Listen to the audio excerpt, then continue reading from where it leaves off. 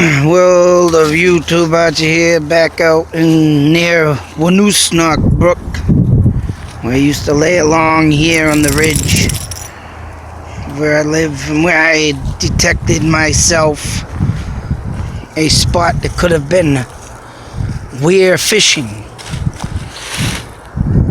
Now, I did not take an angle of this area this way and didn't notice it until I saw the movie The Revenant with Leonardo DiCaprio. The movie that won many Oscars last year for the great bear fight, and it also had to do with the Indians. And that is a good, and I can see why it won a lot of Oscars. But also, in that movie, when I did the video last year on the Weir fishing, not only did I find out about, using rocks or using sticks, but what someone did forget to mention, and it wasn't until I finally seen the movie last week, the full-length film, and you have to watch it to understand with what I'm about to say.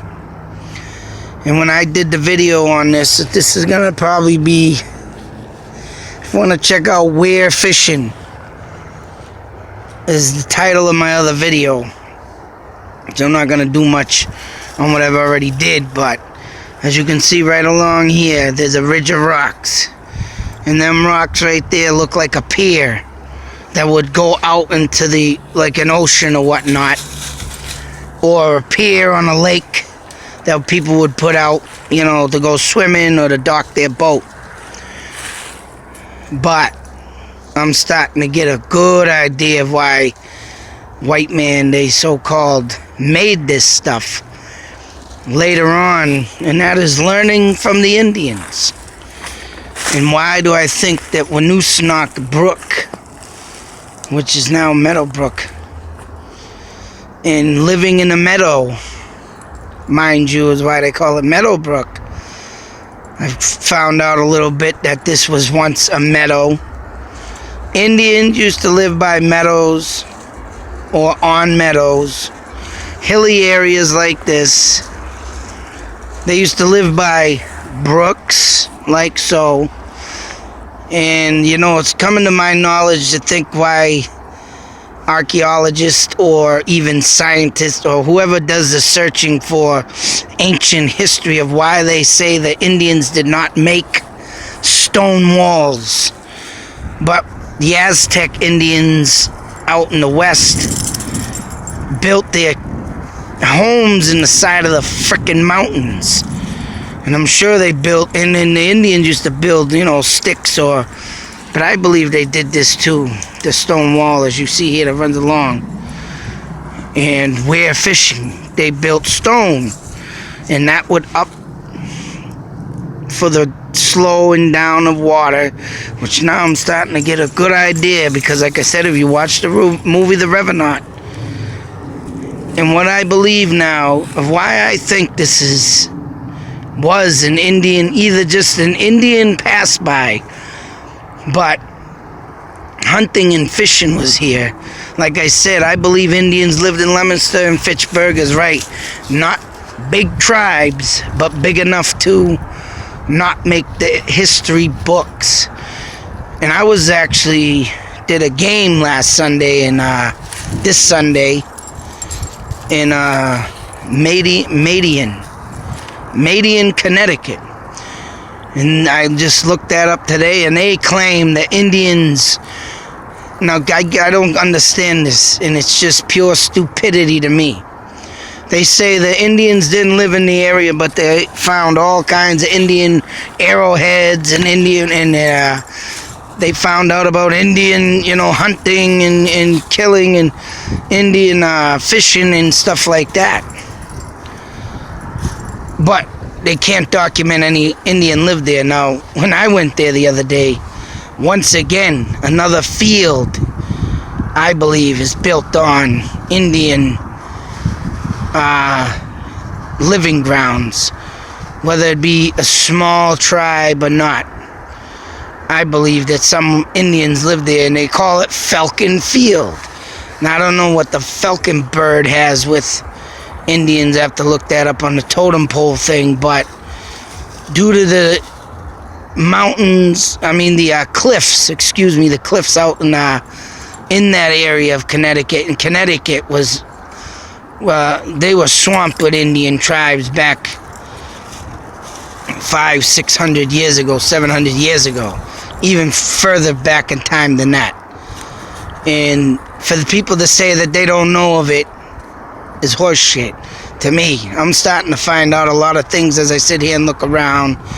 And they used to live with brooks and big reservoirs and all this sacred land. And why do I come here now to make my point and to say why this is Indian living grounds is because Weir fishing, I think, happened here.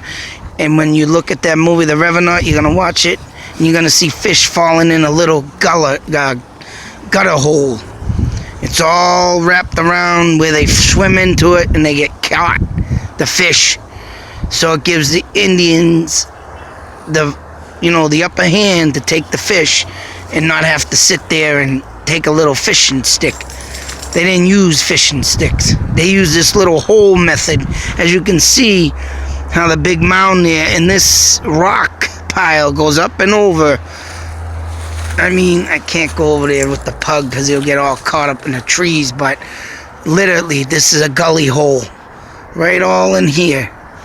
And that's why I believe Weir fishing existed here, and Indians once hunted and fished here too, because that's where they would find all their food, was in the meadows when the deer or buffalo or whatever was roaming at the time, rabbits or whatnot, they would eat it because of the simple fact that they would be eating the grass in the meadow. And for all this not to come up in history books, which some sites do, and to me, literally, I believe that all Indian stuff is being forgotten, and that's why I'm making my videos. And every time I stroll down here, look down here, I just have this vibe, this feeling, just like yesterday, Sunday in Connecticut. I got the vibes, and now I can say, and the reason why I say Falcon Field, there's a brook that runs along Falcon Field because I looked it up. And that brook runs into another brook, and there's like 3 or 4 named brooks that all run to the Connecticut River. And there's a pond located near Falcon Field. If you want to look up on Google Maps, type in Falcon Field. And for them to say that Indians didn't live around there, but they find all these artifacts, whether they were using it as a passageway, it was used. They probably camped there, they hunted there, they fished there, just like here. And that's where I'm going on with my thoughts and theories on this area. Because right now, like I said, in the summer, this gets all swampy and wet because the brook once ran, but where they cut South Street off and cut the brook, and they used to fill in lakes, ponds.